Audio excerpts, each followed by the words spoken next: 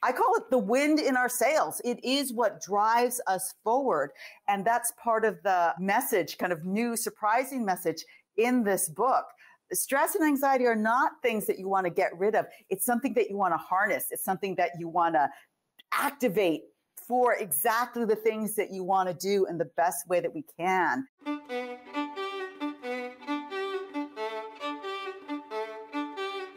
Hi, I'm Derek Mills. Welcome to the Glow Podcast.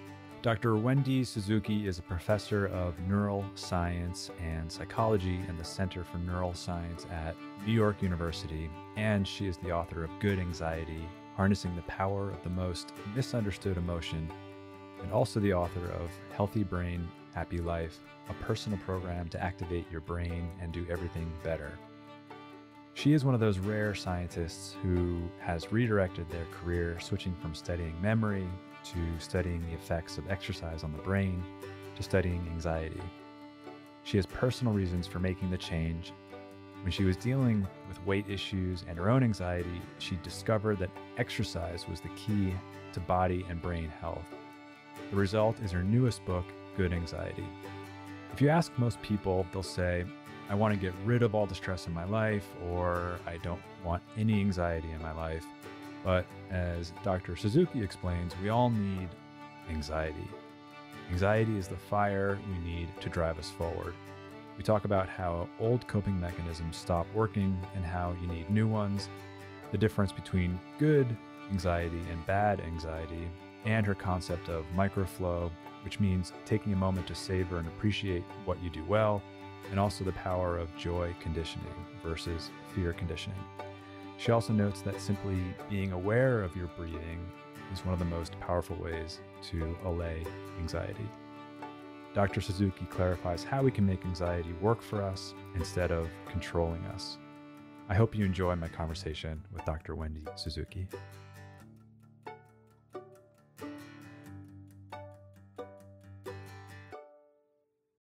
Hi, Dr. Suzuki. It's so wonderful to be here with you today. Thank you so much for having me, Derek. So I'm especially excited to have this conversation with you. This topic is personal for me, and it wasn't until probably 4 or 5 years ago that I started to get honest with myself about my anxiety and my historical strategies for coping with it. And in your most recent book, which is amazing, I recommend everyone go out and buy it. It's titled Good Anxiety, Harnessing the Power of the Most Misunderstood Emotion. You mentioned that around 90% of the population experiences what you call everyday anxiety, and that this type of anxiety can be a life robber, which you put in quotes. And I fully agree with that based on my experience. So I suspect this topic is personal for most of us. And if anyone listening has a troubled relationship with anxiety, specifically the good type of anxiety, and I hope we'll get into the difference between good and bad anxiety, please read Dr. Suzuki's book. As a side note, also read her first book, Healthy Brain, Happy Life. It's packed full of so many helpful tips. Maybe we'll get to that, maybe we won't, but back to your new book, it really has helped me further shift my mindset with respect to anxiety. And after spending more and more time reflecting on it, I'm actually more grateful for my good anxiety. And I think we'll get That's into great. I think we'll get into that. But before we start, in your writing and your interviews that I've listened to and your inspiring TED Talk, which, very cool, has close to 13 million views, flowing through you is this contagious positivity. And towards the end of your most recent book, you speak to how you've adopted a creative approach to life. And I was thinking as I was reading that, to what extent your positivity and creativity are linked. And so before we get into the meat of your book, can you share with us a bit of your background and how you've come to adopt this creative approach to life that you refer to? Yeah. So, I came for many, many years. I was a very traditional academic. I did all the things, you're supposed to do. I majored in physiology, anatomy, and then I got into graduate school. And then I did a postdoc, which you're supposed to do. And then I got my faculty position, and then I got tenure. And then I was like, wait, is that all? Is this nirvana? Did I reach it? Because I'm not feeling all that great right now. You've checked off all the boxes. Yeah, I checked off all the boxes. Yeah. And also at that moment in time when I got tenure, I was 25 pounds overweight. It was stress and anxiety weight. And that is when I had a wake-up call that I need to change the physical aspects of my life. And I went to the gym, and a year and a half later, I came out 25 pounds lighter and feeling better and eating better and so much energy. And that was the start of my first book, the journey to the first book, Healthy Brain, Happy Life. It was also my journey to explore different aspects of creativity, because it so fascinated me that not only did I lose weight and I felt so good, but I noticed specifically that my writing was better. As a scientist, I have to write all the time. And I have this memory of this one day where this was after I lost 25 pounds. I was like, wow, that writing session today was good. That went well. I'd never had that thought before. And it's like, wow, what's going on here? Maybe I'm just having a good day. But I felt like unconsciously I had been getting better. And it was, in researching it seemed like exercise was helping my brain. It was helping my memory. It was helping my focus. And it forced me into an interesting quandary, of who am I as a scientist? I'd spent the previous 20 years building up my study of memory, which I love, fascinating, how memory is formed and how it forms our personal histories. But gosh, I was so interested in the effects of exercise. And I kind of did it on the side and taught classes on it and got inspired to become a physical exercise instructor. And I brought exercise into the classroom. And then I turned around and it's like, wow, look at all these things that I just did when I lost weight and I got, passionate about this. And that was really the start of this. It was kind of exercise and that regular activity, that regular challenge, I think, that led to liking the challenge. It led to resilience. Like I could get through just one more set of burpees. That I think is a major source of the creativity bug that I got, that really started when I went to the gym and I started getting interested in this whole different area. And just to be clear, there are not that many scientists that after they're a full professor say, hey, let me try something else. Let's just study something else. It was one of the hardest decisions I ever made as a scientist to switch. But I kind of had no other choice. I lost that edge for I need to understand memory. And I had the edge for I need to understand what exercise is really doing to our brain, including to our emotions, including anxiety, which is how I ended up now at anxiety. But it really started with that experience. So early on in your book, you say that you discovered exercise, nutrition, and meditation, which you refer to as mind-body interventions. And among other benefits, those particular practices actually change the structure of the brain, the sort of neurochemical composition of what's happening in the brain, and ultimately our relationship with anxiety. And then on the next page, you make a point to refer to the whole as brain body. And one thing that I love seeing happening in fields such as psychiatry or neuroscience or psychology is that it seems to be more accepted to consider the mind as not only residing in the brain. Where do you land on that as a neuroscientist in terms of like what is the mind, where does it reside, and how do you think of mind? Yeah, I mean, I think of mind as kind of the totality of really what makes us unique as people. Uh, a large part of that is obviously in the brain, but as I refer to in both of my books, I consider, the body and the brain so interconnected. And it's important to emphasize that because for so long it was cut off from one another. So there are so many things in your body, just, purely physical, that can affect your brain. And this is kind of the revelation that we're starting to understand. And similarly, your mindset and your belief system that originate in the brain can change your physiology, can change how you digest things, how you take kind of physical pain to your body.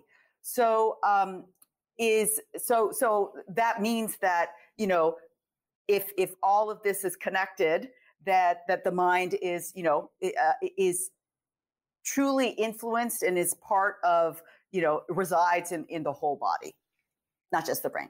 Yeah, I love that. Yeah. Okay, so let's move on to stress and anxiety. Also, early on in the book, you acknowledge that we do need a certain amount of stress in our lives, and you use the word homeostasis.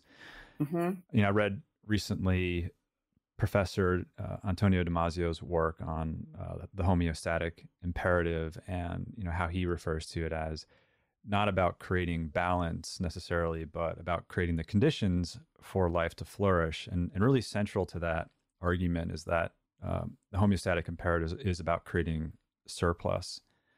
So I wonder how you think about stress and anxiety and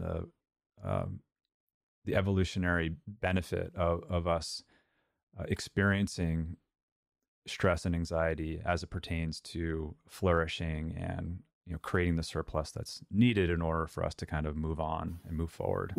As living embodied organisms.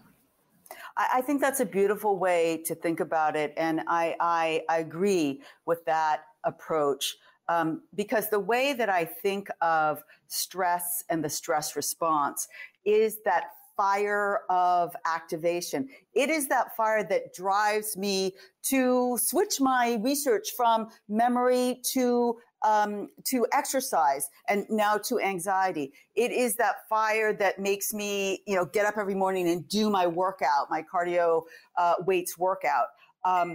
Without that stress, people always say, oh yeah, I want to get rid of all the stress. Oh, too much stress. I agree. Too much stress is not good, but no stress would leave you in a puddle of just Netflix watching. I have nothing yet next Netflix, but TV watching stupor. We all need that fire, and that fire comes from both the anxiety that we feel that is warning us, ooh, this is something important. This is something that we need to pay attention to, and that physiological stress response that underlies, that always comes with anxiety. So Antonio Damasio calls it flourishing. I call it the wind in our sails. It is what drives us forward. And that's part of the message, kind of new, surprising message in this book. Stress and anxiety are not things that you want to get rid of. It's something that you want to harness. It's something that you want to activate for exactly the things that you want to do in the best way that we can. And that's what I try and explain in the book. Right. How much innovation, creativity, literature, poetry, etc., wouldn't exist were it not for a certain amount of good and bad anxiety. So speaking of which, what is the difference between good and bad anxiety? And why is anxiety the most misunderstood of the emotions? Yeah. We called it the most misunderstood emotion because ask 10 people on the street, what do you think of your anxiety? Oh, I hate it. I want to get rid of it. No good. I just want to leave it at the front door and never see it again.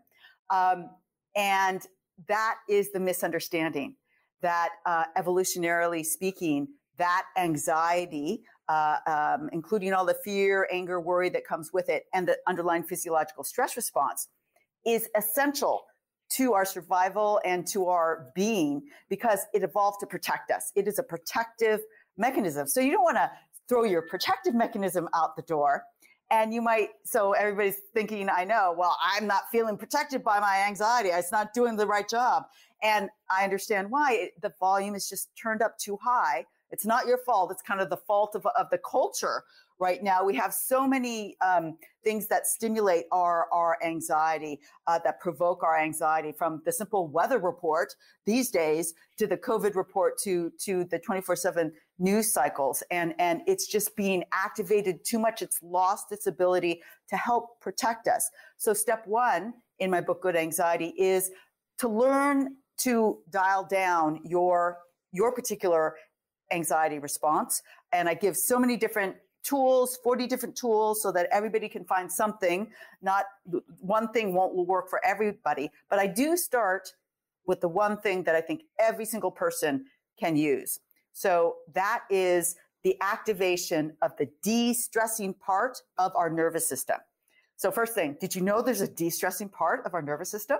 It's called the parasympathetic nervous system, and it works to slow the heart rate down, to slow respiration down, and it shunts blood to our digestive and reproductive systems, and it helps us rest and digest. It's also called the rest and digest nervous system. And so how do I activate that? The only conscious control I have is over my breath. And so deep breathing, the oldest form of meditation that there is the best immediate way to activate that de-stressing nervous system and to calm yourself down. It works for adults. It works for children. It works in the middle of a anxiety-provoking conversation while you're waiting in line to get to an anxiety-provoking show. Works all the time and very powerful. There are many different types of breathing practices. Is there one in particular that you tend to use? Yes, there's one that I recommend that I use because it's so easy. It's called boxed breathing, and it is a 4 count on an inhale. So you inhale on 4 counts, you hold at the top for 4 counts, you exhale everything out on 4 counts, and you hold at the bottom for 4 counts. And I can tell you that I've led many people in talks on this, and I could hear in my voice, I'm not even doing it, I'm leading it. And I could hear my voice slowing down, and oh gosh, I sound so relaxed. So just leading people, it relaxes you. So yeah, just simple. It's simple, easy to remember, box, 4 counts, up and down. And that's my favorite. Nice. Yeah, you offer so many tips in both books, and they're all very accessible and not time consuming. And it's amazing when you think of them in terms of not only the volume, but the compounding effect of stacking, the ones that work for you. Like not all of them are going to work for everyone. Exactly. Yeah. Yeah. And I was just kind of collecting them on my way from, 25-pound overweight, almost tenured professor to now. And I think part of the reason why the book is useful is because these are the ones I use. I collect them, I use them, I talk to people about them. And so, and it's not going to take you 3 hours to do it. This is like things, we call them brain hacks in Healthy Brain, Happy Life. It's, less than 4 minutes. Everybody can do them, and it makes it fun and doable. Yes, and if you don't have time to read the whole book, Healthy Brain, Happy Life, you can just go to the end of the chapters, and they're all, neatly and accessibly listed there. So I highly recommend that. So you mentioned something in your book, and you refer to it as the activist mindset, and you refer to it as a superpower. And one thing that really caught my eye is you said that those of us who suffer from anxiety have a clear advantage at developing this superpower. Can you expand upon what you mean by that? Yeah.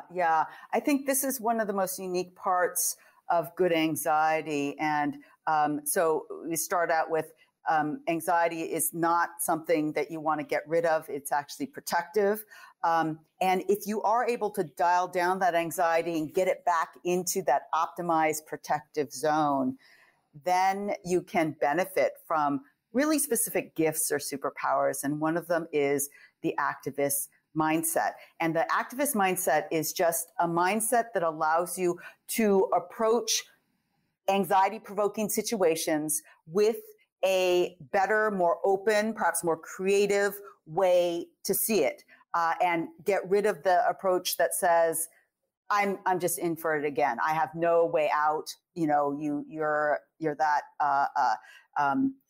person that just gave up and okay, just give me all the stress that you have because I have no choice. So the first element of the activist mindset is the offering, hey, anxiety is not all bad. It's actually protective. What if we switch our mindset from I hate anxiety to, oh, what? Let me see. Maybe it can be useful for me. That's one example of the activist mindset. And why do I say this is a gift? It's a gift because those of us, that is all of us that are suffering from anxiety, every single situation that is anxiety provoking is an opportunity to practice this activist mindset and shift your anxiety about how you're going to approach it, how you think of the situation. It is cognitive reframing is another way to say it. And so we have lots of opportunities to practice it. And guess what? You're going to fail sometimes. It's not going to work, but you will have those things. It's like, oh my gosh, that was so much more helpful when I thought about it this way, that maybe I will, feel more resilient at the end of this situation if I get through it. And that really helped me get through it. So it's building up those positive activist mindset examples that will make that a superpower for those of us that have anxiety. Yeah, that makes me think of in the moment when I'm experiencing good anxiety, cognitive reframing. It doesn't mean that I like the feeling. I still right. perceive it viscerally as a somewhat unpleasant feeling, and I still wish I didn't have it or didn't experience it. But I was experimenting with the vision of like sprinkling some sort of activist mindset fairy dust on top of this feeling. And I've noted like one of the you share many stories of particular individuals and how they're navigating their anxiety, and one that I resonated very strongly with is the what if list. And like it's central to me because I've noticed that I have an inverse relationship between preparation and anxiety. Like the more I prepare, the more competent I feel, the more my inner voices get a say in my final output, the less anxiety I feel. And so what is that? What is the what if list, and how do you see people navigating that to sort of to manage their anxiety? This is one of the gifts that comes with anxiety, but I also often offer it as another immediate kind of way to decrease your anxiety. It's like a 2-for-1, because for me, my anxiety often manifests right before I'm going to go to sleep. And like, I could feel the sleep coming on. I know it's coming and I'm looking forward to it. And then suddenly, did I send that email? Oh my God, did I answer that student? And what if I didn't? They're going to think I'm not a good teacher or I'm lazy and I'm not organized. And so all of these what ifs come up. And I think this is very common for people. And so this tip, I want to give credit where credit is due, came from a lawyer that I was talking to during the writing of this book. And I told her I was writing a book on anxiety. And she said, oh, well, I'm the powerful, well-paid lawyer that I am because of my anxiety. And she went on to tell me the story that she had a very, very active and continues to have a very active what if anxiety list. But she turned every one of those worries about her case that she's working on and what the other lawyer was going to come at her with, what the judge was going to say. She turned that into a to-do list. And that made her case stronger. It made her win more cases. It made her a better, even more well-played lawyer. And that's beautiful. So now when those what if lists come up right before I'm going to go to sleep, I just tell myself, okay, yeah, that's great. I'm going to revisit this tomorrow morning and I'm just going to check off all of them. And I'm going to make it into a gift or power of productivity. And the more what if lists you have, the more productive you have the potential to be. So this is one I think that another one that's kind of immediately applicable and is a direct use of your anxiety response into a productivity response. Yeah, and I think that's so helpful because, I've noticed in my past certain coping mechanisms. I'm now 47. And historically, there were certain coping strategies that worked for me that just don't work for me anymore. Yeah. Me too. That the what if list would be there, and I would employ those strategies, often unhealthy or unhelpful, both to myself and to others. And so, that's why that one in particular resonated so strongly with me. And when you speak to that point, one thing you say is when anxious people are less occupied, they become more vulnerable to their worry and therefore more distracted, which I thought was interesting. Yeah. I think that comes from studies showing that is exactly the case. And so productive activity is very useful in those situations. But the other thing that you said that I loved is the recognition that your coping mechanisms that worked 5 or 10 years ago, sometimes they don't continue working for you for whatever reason. And that happens to all of us. And that's something really to keep in mind. Always evaluate that.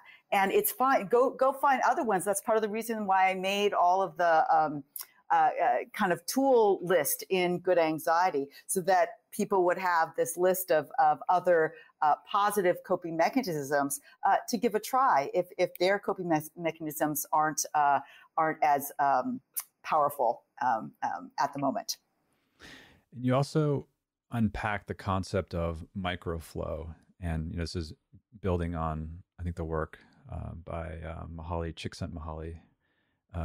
And part of why this was powerful for me to read this is because it maps directly to some of how I have navigated moments in my life, especially as an entrepreneur. It comes with intense ups and downs. And one of my coping strategies has been just kind of reflexively to be mindful of the small moments of either wonder or awe, mini successes, and so long, and to truly to recognize when they're happening and to take that moment to savor those particular moments, to delight in them, because I know likely coming in the wake of that moment is something unpleasant or less pleasant, or that can interrupt or change the nature of whatever flow I'm experiencing. Yeah. So what is the microflow and how does that feature for you? Yeah. So that is one of my favorite gifts of anxiety. And that is this new concept. So flow, Csikszentmihalyi describes this state of flow that comes with high levels of performance and, performing at your very, very best. And, I would read these definitions. It's like, oh crap, I'm never going to get flow. Is it unavailable to me? Is it only available to Yo-Yo Ma and people like that? Right. And so, yet at the same time, I was noticing, just like you, especially in times in stress, you realize, oh God, that was a great conversation, or just, I so appreciated this interaction, or maybe it was an interview that went really smoothly and really well. But it really came to me one day when I was in a yoga class, and I'd done the yoga class, and then I was doing the best pose that I ever do in yoga class, which is Shavasana, the corpse pose, just laying down on the floor. And I'm like, I'm flowing. This is flow right here. Mm-hmm. I'm redefining this as flow. I'm doing this so well. Nobody can do this better than me. And that's when I realized that it could be a thing. Micro flow. We tested out different names: snackable flow, mini flow. We came out with micro flow. And part of the reason why micro flow and those moments of savoring and really appreciating what you do well, whether it's making a green shake in the morning or doing Shavasana or picking your outfit for the day. Maybe that is a little moment of flow for you. For those of us that are that have anxiety, like a founder, lots of things coming out us at the same time, it almost makes, not almost, it does make those moments of flow even sweeter, because we have that negative contrast to the moments of anxiety that are fearful. Those negative emotions will never go away. Again, they're there for a reason, but it's like you can learn to savor the moments of microflow even more, because you know what those other moments of discomfort in your emotional state are. So it is truly a gift of people with everyday anxiety that they could benefit and enjoy even more the moments of microflow. Yeah, I love that. Navigating chronic stress for so long has just required it. And I'm grateful that there have been these spontaneous experiences of ways to manage it, in a healthy way. Are there any other tools you can offer that leverage this concept of microflow or take advantage of the benefits that come through microflow? Yeah, in fact, this brings to mind one of my favorite tools that I provide at the back of the book. And this tool is called joy conditioning. So joy conditioning is based on my 25 years of studying how memory works. And it is a direct counterbalancing to fear conditioning that all happens to us naturally. It's dependent on a brain structure called the amygdala, and it is another protective mechanism. And that is the automatic thing that happens. If something really bad, scary happens, you tend to be scared of the things associated with that bad experience. So you get mugged in a particular street corner, you have an automatic feeling of fear when you get to that street corner, because it was associated with a really bad situation. That's fear conditioning. It happens automatically, hard to get rid of. And then, so that's a little bit depressing. It's like, I'm just building up all my fear conditioning. What can I do? Can't I counterbalance that with something? So here's the idea: joy conditioning. Joy conditioning is not automatic, but it is consciously accessible. And the idea is that you mine all the most joyous, beautiful, wonderful memories from your own life. This comes from your own life. And how often do we kind of take a walk down memory lane and really trying to remember the funniest joke that somebody told us or the best vacation we took? And I have one other little trick. Find a memory that has a particular odor associated with it.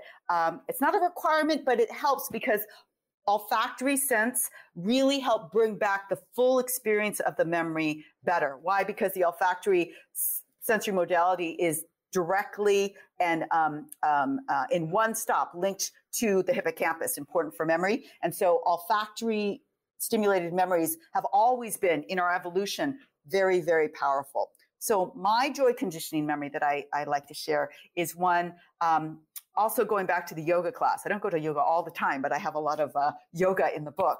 So it was a yoga class where I still remember I was doing really well. I was really limber that day, and I was doing all the up dogs and the down dogs, and I flipped my dog, and then I was in Shavasana and feeling really good, like really proud, like that. I crushed that workout.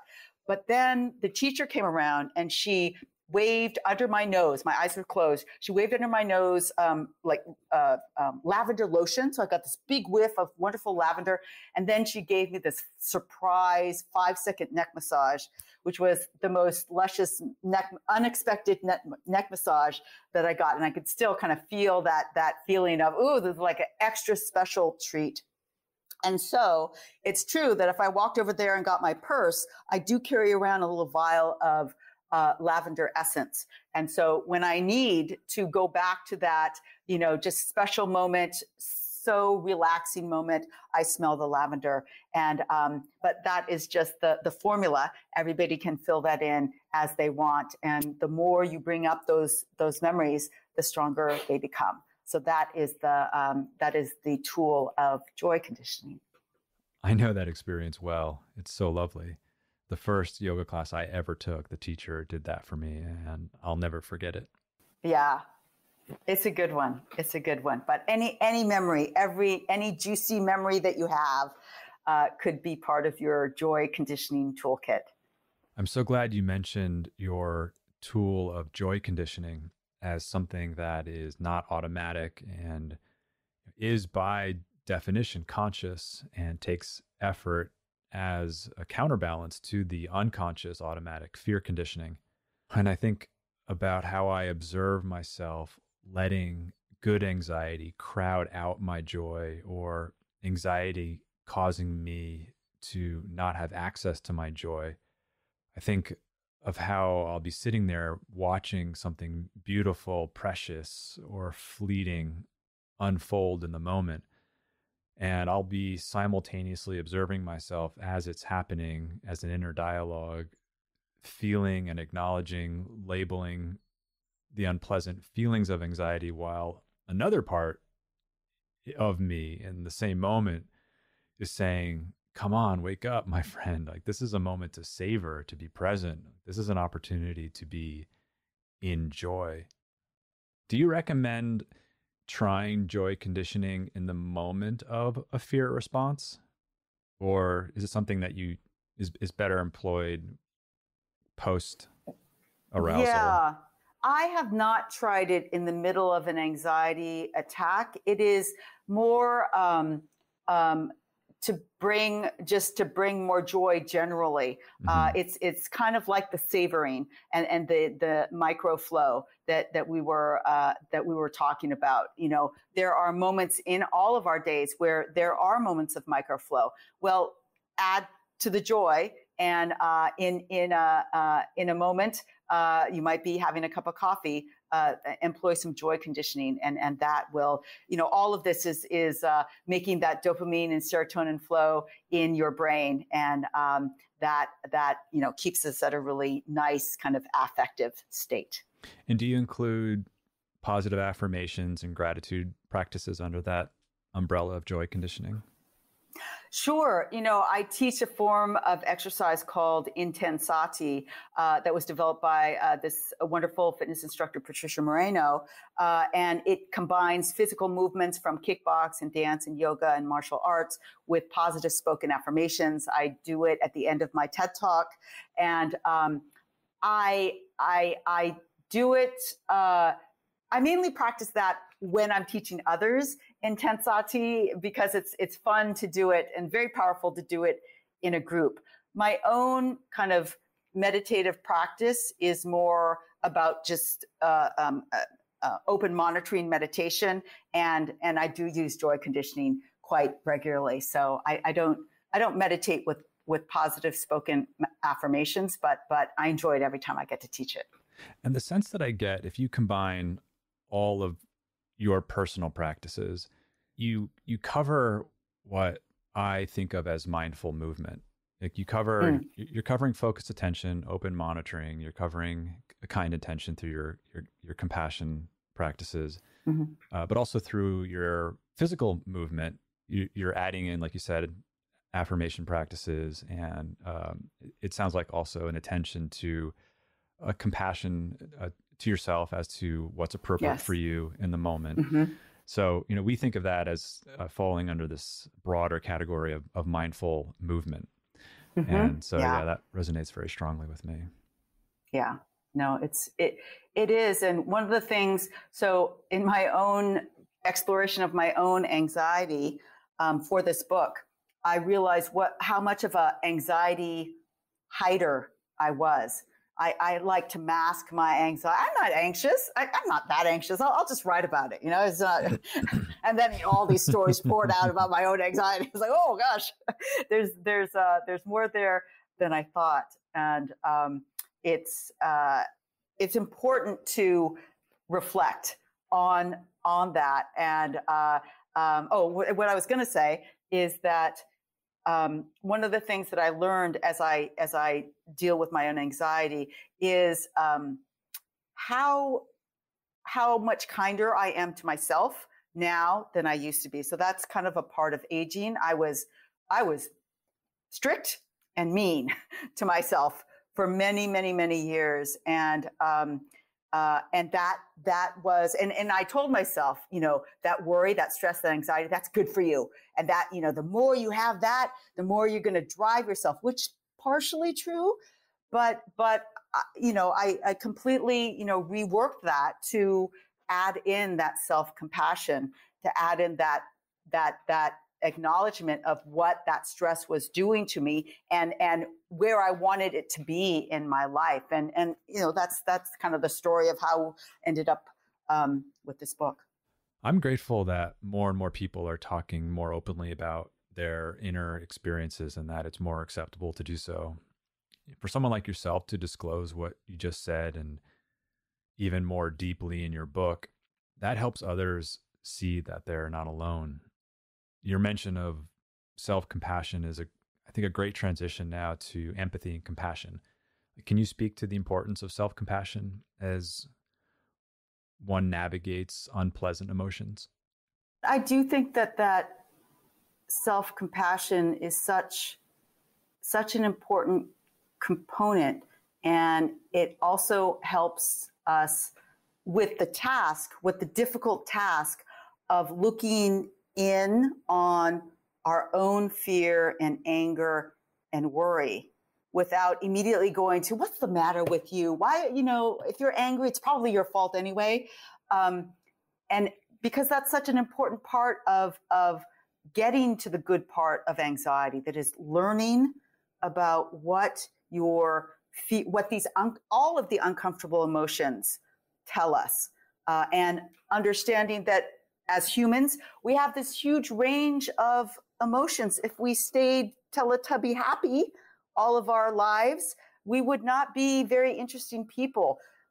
All of these emotions make us who we are, and that gets back to just being more open about all the emotions, not just yes, I have Instagram happiness now, but I'm angry. I'm worried.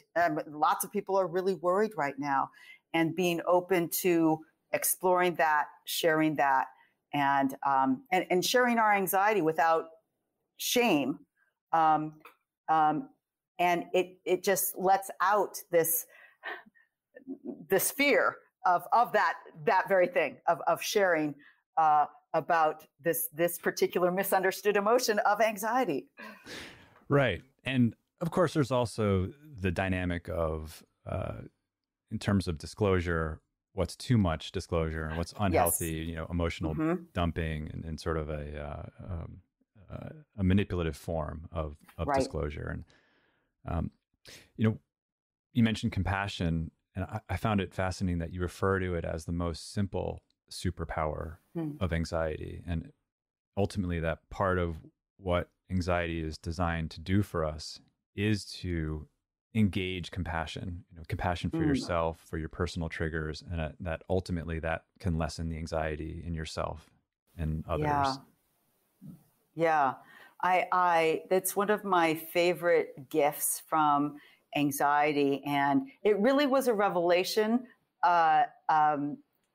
when I got to this chapter, thinking about it. Okay, so I know there's something around this. How does it really manifest in me? How am I using it?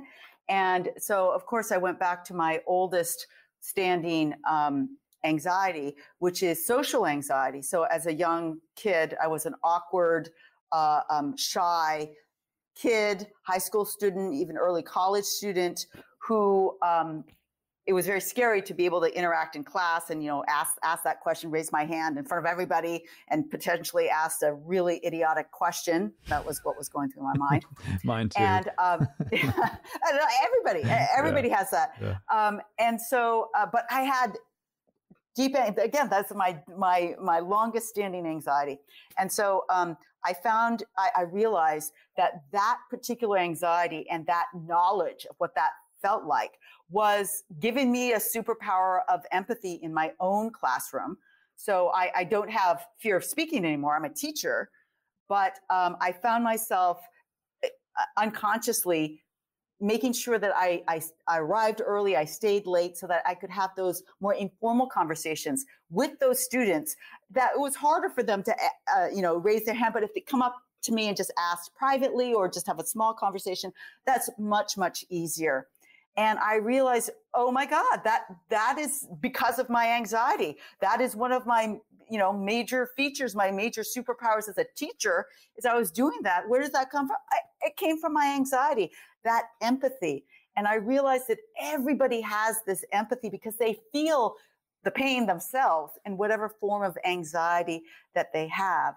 So it gives you an automatic way to turn that empathy that you felt and lived outside and help somebody else, because you have the superpower to see it, like, oh, I know what they're going through. And it's beautiful. It's simple when you think about it. And there's nothing more that I think we need in this world right now is a world full of more empathetic people. And what a gift. I was one of those students. And I was grateful for any opportunity that either the professor or before that in high school would take, to have that private one-on-one time where, it was free from the possibility of my own sense of judgment or anxiety, comparison, et cetera. Yeah. So that's wonderful that you do that. And you also mention in your book that we need to feel, in terms of empathy, we need to feel grounded ourselves in order to take the perspective of another. So it really takes all the work that you do on yourself and the experiences that you've had, like you mentioned, in order to be available, to kind of understand exactly how someone else might be feeling so that you can create the conditions for them to flourish. Yeah. But, if you do that work that I talk about in the book, and you turn down the volume and you look at your emotions and you start to explore what that empathy gift can be for you, the secret extra cherry on top is that we know that acts of empathy towards others are a great way to give yourself a dopamine hit. So it's like, come for the empathy, stay for the dopamine. It's a double whammy of goodness there. Yeah, I think I've mentioned this before in other interviews that my wife, Lisa, has taught me more about compassion and empathy than anyone, since prior to her. So I'm grateful to be living in an environment where I'm constantly seeing compassion and empathy in action. And I soak that up. Beautiful. I found it interesting that in terms of creativity, you mentioned that highly creative people demonstrate a poorer capacity for attention than their less creative counterparts. Can you unpack that? Yeah. So, this comes from a study, and my interpretation of that result is that creative people are making new connections all the time. This does not require them to be focused on what you're saying. They're thinking about what you have said and linking it up with somebody, whatever the other person, 3 days ago said, and coming up with this new thing that has never existed in the universe before. It makes sense to me that that is part and parcel of a highly creative person. So, and it takes all kinds. So not all of us do that all the time, but I think it absolutely makes sense that was the overall finding. I want to ask you about control. In my personal observation, my relationship with anxiety, I think has a lot to do with also my relationship to control and the evolution of my relationship to control. Mm-hmm. And so while prepping for our conversation, I was curious, when you think of the word control, what comes to mind for you? Both, as a human in a non-professional context and as a neuroscientist. As a human, the first idea that pops into mind is my old self. I was very much into control early on. And perhaps in parallel with my transition to more exploratory, more creative life, I realized that control was the enemy of creativity. And what worked best in my creative pursuits, what works best in a podcast interview, in any interview, is like, I don't want control. I want to see what happens when Derek's brain meets Wendy's brain, and they talk about stuff, and just see where that goes. And that's the best kind of creative, most interesting conversation. And so being an author and being on these interviews is so, I love that part, because the more control is like, okay, I have to tell you these 3 points, and that's all that's a terrible interview. But if I know, many points that I could say, but I'm really curious about how you have seen the book and how you see it. And I try and kind of play with that. And that is both more creative. It relinquishes any control, and but it's so much better. And so yeah. Part of why I'm asking, I've just been really fascinated with this concept of control, and how similar to you, when I'm much more open to not being attached to the idea that I had for how something would evolve or manifest. Yeah. That just how much more freedom and flow that I feel. Yeah. Both in my personal and professional life. And so, I was just curious how you experience that word, or when you contemplate that word. You already spoke to, I think, how you feel about that word, on a personal kind of human level. But I'm wondering if there's something else as a neuroscientist that comes to mind when you think about that word. I mean, I think that something that I talk a lot about in the book related to control is emotional regulation, which is trying to control, kind of out of control emotions, specifically anxiety. And I mean, that is a better kind of control. It's using approaches like an activist mindset, like, meditation approaches, like deflection towards away from the stressful things, towards other goals that can decrease anxiety. That's a kind of control. You are controlling your uncomfortable emotions, and you are trying to get them into this kind of zone that I keep talking about, the protective zone of where your anxiety should be. And so that is the other thing that comes up, of course, is the prefrontal cortex and cognitive executive functions that we know that it's so important for. And a lot of the mindset shifting that I talk about in the book is dependent on an activated and used prefrontal cortex. So I guess from a neuroscience perspective, the brain area that is obviously so important for any kind of control is the prefrontal cortex. You've mentioned your dream of creating not a Fitbit, but rather a stress bit. Can you share what brainbody.io is? So brainbody.io was the idea of developing a platform that could quantify the effects of exercise on your brain. It was really, from Healthy Brain, Happy Life. But it turns out that I am not only able to quantify the effects of exercise, but quantify the effects of a range of different interventions on your mood levels, including anxiety. And that is one of the most sensitive things that we found as we developed brainbody.io. And so for that reason, it's turned into goodanxiety.com. And you won't see it I do have a website, goodanxiety.com, that's focused on the book. But we're kind of porting all of the health tech that we developed in BrainBody and are going to start using it for goodanxiety.com. Is it exactly a stress bit? No, it is. It's better than a stress bit. It helps you.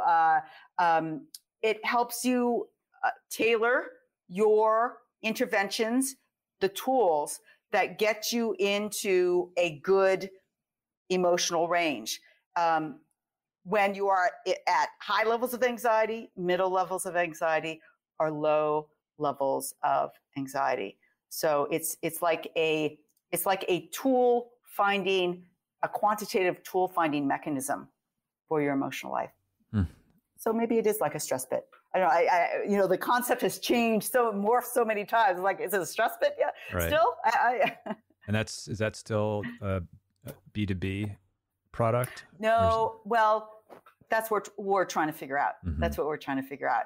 And there are benefits to it. I think ultimately we wanted even BrainBody to be B2C, and I would love that good anxiety can be B2C in a corporate setting, in school settings.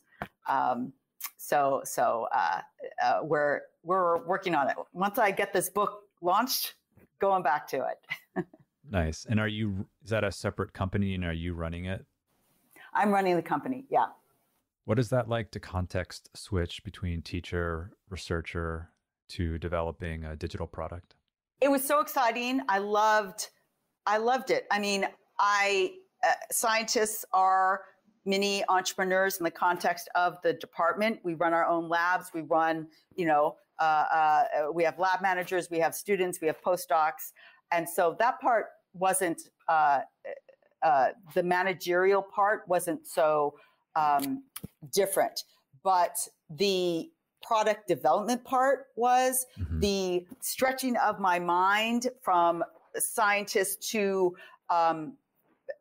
head of company, where I pitched all the pitch decks. I created the pitch decks. I had to start working with engineers to create the platform. Wow, that was a huge but fun, if not stress and anxiety producing activity. I learned an enormous amount. I learned how to do things that took a really long time, and so now I'm doing them much shorter. And mainly, I learned how to hone the idea better. And the BrainBody platform was valuable, but the thing I realized is that while a good subset of the population do go to gyms and are interested in that, 100% of the population is anxious. And so what is a better, market for what I've been developing? Is it the gyms that we're going for BrainBody, or is it the general population that all have anxiety that I have science-based approach to measure and to intervene with? So that's the market space that I am cultivating and developing for goodanxiety.com. Nice. Well, I look forward to seeing that and seeing how that evolves. Thank you. Before I ask you the last question about your self-care non-negotiables, is there anything else that you'd like to discuss that we haven't discussed, or anything that's upcoming from you or that you'd like to announce? Also, how would you summarize what you wish that people will learn through your newest book? What my wish for people reading Good Anxiety is that if they do take the time to turn the volume down and look in and explore those uncomfortable emotions and kind of milk them for their worth. What are they telling us? What is that wisdom that they're telling us? Then all the gifts that they're talking about really manifest as a more fulfilling, more joyful, and less stressful life.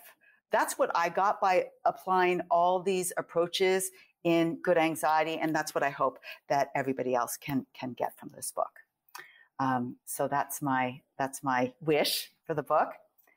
And upcoming things is so you can learn all about the book and order it, and all my announcements around it will be and are on goodanxiety.com. Stay tuned for an interactive aspect of goodanxiety.com, where you will be able to jump in and measure your own anxiety.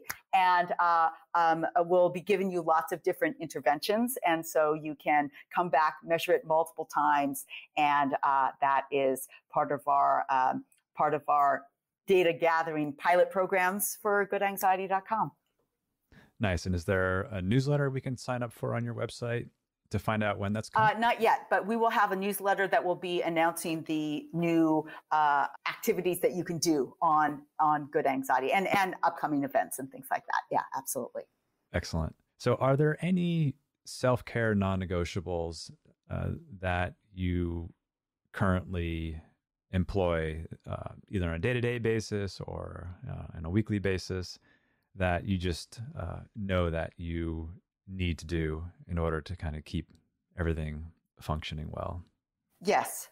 And I'm somewhat surprised at my own answer because my answer is my daily non-negotiable is my morning tea meditation that I do every morning. I learned it 6 years ago when I was on vacation in Bali, and I learned it from a tea monk who led me and 4 other people through this silent meditation over the brewing and drinking of tea.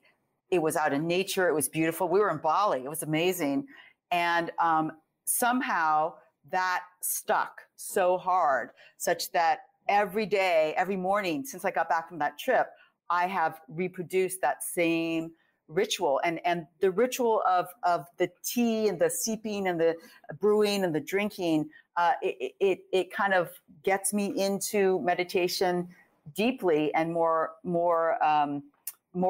I could stay in this meditation for a very long time with ease. And I found that is my one non-negotiable. Early morning, traveling. I travel with my own little bag of tea, and it really sets me up for the day. And you try to have some nature component to that as well. Yes. Sometimes it's a fake potted plant in a hotel room, but when I can, it's outside. It's I meditate right here where we're doing this podcast from, and I have all my plants around. So my plants actually benefited enormously from my tea meditation because every morning I look at all of them, and before I would never look at them and they would die. And so now it's like, oh, I can see you are wilted. And so, but I see it every day. And so my plants are so much healthier now that I've been doing tea meditation. That's funny. I thought you were going to say just simply by looking at them and giving them attention, they're doing better. But that's funny.